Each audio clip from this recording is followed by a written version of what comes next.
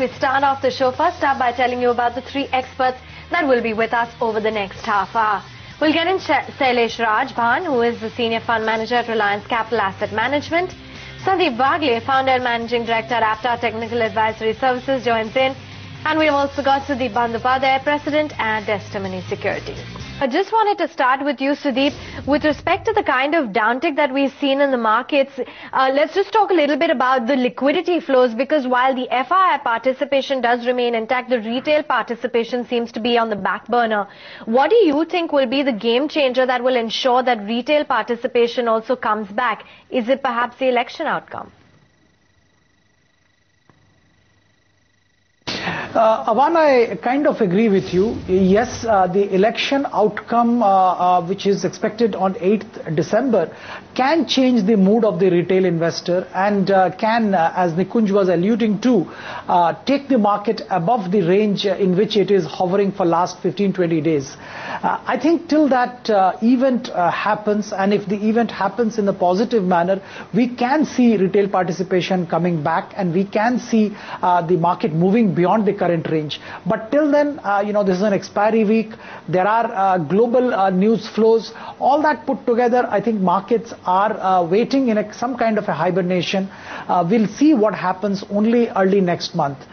Remember that, one day's rally fueled by some good decision in the Iran, deadlock is welcome for Indian markets. But obviously, as and when these developments happen, there is some amount of profit taking also happening, fundamentally because of the weak undertone of Indian macroeconomic factors. I think there is a niggling worry about Indian macroeconomic factors, and that leads to sell-off at every levels when the market touches highs. Sandeep, we went home yesterday on a high note, but today Nifty once again has cracked. Things have been choppy and sloppy for Indian markets. How should a trader read into this week's price action? Nikunj, first of all, this is an expiry week, so I am not really surprised that this is happening. I am still not willing to believe that we are on the way down. Yes, we are indecisive. The markets are indecisive. Nifty is not very clear. It is in a range of 6,000 to 6,200. But the broad trend, the larger trend is still up.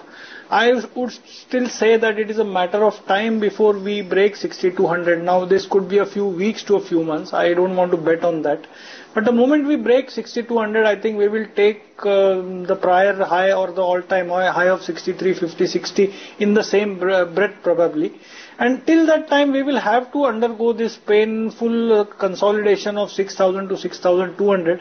And I think what you said was absolutely right when you summed up that there is no trigger, there is no event. So I think one has to wait and watch for that. So probably next couple of weeks, we may be in this range of not breaking 59.80, not breaking 6,200 on the higher side. And I would still bet on the breakout being on the upside rather than on the downside. Shailesh, what about you? Is your view that the Indian markets are right now very polarized, and that's where opportunity is? Because the counter argument is that the reason why the markets are polarized is because earnings are polarized as well. It's a very valid argument that for a reason only this polarization has happened. If you just go back a little bit in history, you will find in 2000, because earnings of IT companies were good, markets were polarized towards IT companies. At that point of time, you could buy the whole old economy sector at valuations of possibly one or two top IT services companies. In 2007, a similar thing happened, inverse of that happened, where you saw old economy companies being disproportionately highly valued, and you had consumer and pharma businesses available at very low valuations. So markets do follow earnings. But today, if you see, again, it's an extreme case in terms of valuation distortion, where you are finding that only one or two pockets of the market are getting all the valuation. In fact, in a market cap of one large FMCG company, you can end up owning the whole engineering sector in India today. So I think there is truth in the fact that where earnings are, polarizations happen, but opportunities hence arise because the other segments become disproportionately attractive, either on a replacement value basis or on any other parameter. And expectations on investing today in the other sectors are very, very low. So this creates the ability to invest at very good valuations in established businesses. Okay. Sandeep, the other big trend which clearly is evident in markets is sectoral rotation. Cyclicals are making a comeback. The leaders of 2013, which is IT and pharma along with FMCG, they're taking a back seat. Do you think for the moment one should focus on a sectoral rotation? Well, this is what happens normally. I mean, there will be some sectors which outperform, there will be some sectors which underperform. So yes, in that sense, I think one has to go by what sectors are moving. So as a trader or as a short-term player, one needs to look at that. But if you take a longer-term view, I am very comfortable buying a Hin Unilever even at the current price. Notwithstanding the fact that it can go down 10% from the current levels where you can add on. But as a trader, what you're saying is, I would agree with that. Shailesh, where are you seeing buying kicking in over the next 1 year? Do you think some of the beaten down pockets will have potential? Up until now, the elections, up until then, things would be rather volatile for that play. Nikki, volatility has become a norm. So it's very difficult to predict where the buying will come in. What I can tell you is the single biggest trigger for equity markets or any equity business per se is the valuation itself. When you're finding disproportionate value lying and you have seen polarization to this extreme, as I said, this has happened 3-4 times in the last 18-19 years of my being into equity markets. When you find these phases, you don't have, only money flow which will determine changes of valuations. You can have just a recovery in earnings because the base of earnings over the last 5 years is so small. So that also can, re-rate a lot of these businesses. Well, if I have to nail it down to one stock of the day, that has to be United Spirits. Avan briefly mentioned the United Spirits and the kind of volatility that stock exhibited today. But in terms of a trend, I think United Spirits is clearly bucking the trend within the FMCG space. ITC, HUL, Britannia, Dabur, Colgate, all of them are down and down significantly from the recent high. United Spirits is not far away from its all-time high of 2,800 rupees. Sudeep, would you be a buyer in United Spirits? Because if Diageo indeed is able to sell minority or majority stake in White & McKay, that will take care of the entire debt problem for United Spirits. Sudeep? Nikunj, I think, this event, if it happens, and I'm reasonably confident that it will happen, because of the regulatory pressure in UK, this will be extremely, positive for the company. The debt problem was a big problem. Yes, current financial year, they may not be, getting huge benefit out of this, but eventually, FY15, this will be a big positive for United Spirits. So that's one part, but if your overall question is whether one should buy United Spirits at current level, I think for an investor to buy United Spirits at current level is definitely advisable. If the person has 1 year plus time horizon, I think it's an excellent buy. United Spirits is a company which has got huge potential, and I think almost around 50% of the potential is only unlocked. Their margins are still significantly lower than global branded players in that particular segment. I think there is huge scope for margin improvement as far as United Spirits is concerned, and Diageo has very clearly stated that they are focused on that. Now this is extremely good news for the shareholders, and I think that action will be seen getting fully played out in FY15, and it's going to be an extremely interesting story to watch. Let's just shift focus and dwell on those cap goods names. And Sandeep, no doubt we did see quite a bit of activity emerging in some of these names. Do you see potential in the likes of ABB or an L&T, BHEL come tomorrow? Well, I was not particularly pleased, Avan, with the way BHEL and L&T closed, but then the pattern is still intact. It may take some more time, but I would still bet on both of these stocks at lower levels. So obviously this sector is an outperformer unless there is something which drastically goes on in the Nifty and we witness a one-way sell-off with a 300-400 point slide in the Nifty. I think this is a sector, and these stocks L&T, BHEL, ABB are stocks to be bought on every correction. Keeping in mind the next couple of weeks, I think they will see outperformance on the upside. Sudeep, for the moment, the entire IT space is taking it slightly easy. But do you think large cap IT stocks will bounce back, because globally growth is still very precious, and the comfort factor with large cap IT is that they offer predictability, and the management commentary, at least for 2014, has been decent? Absolutely correct. I think all the factors you mentioned, plus I understand there is a major talk of re-rating of these companies on the positive side. So I think all these factors put together makes the IT companies very attractive. And I think one must understand that they are not as pricey as the FMCG basket. So, if you look at it from safety point of view, from growth point of view, I think it's a great pick even at current levels.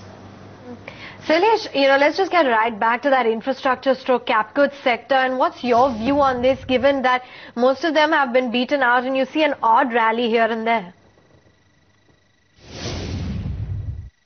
Actually, there's been, hospitality as a sector is completely ignored. There's nobody talking about that space where, you have big businesses which are available, having substantial large capacities. So there are many, many sectors, even in infra. You look at a lot of companies are operating only on replacement demand today. On the infra side, I'm more specifically referring to the engineering and cap good companies. They also benefit from currency. They also benefit from import substitution, which is there in the system. So it's actually that, these sectors do offer tremendous value. Within that, you have to just own companies which have an ROE or a potential to generate a good ROE over a 3-4 year period. I think that is where shareholder returns are likely to be positioned in the next few years. Let's look at some stocks which could impact your portfolio tomorrow. Sandeep, in terms of specific trading ideas, what are your best bets for tomorrow morning? Nikunja, buy in Oro Pharma, which closed almost or practically at the high of the day and given a breakout. I mean, it has given a breakout at much lower levels. This is the extended move that is coming in. So I would play for that. Buy with a stop loss of 285, target of 303. The second call is a sell in LIC Housing Finance. That is showing weakness. I see some more downside. So sell that with a stop loss of 210 and a target of 198. Sudeep, what's your view on those sugar companies? Tomorrow is that crucial meet with the UP Chief Minister. How would you be playing this basket? I think, avoid this basket. Yes, there may be some suspicion.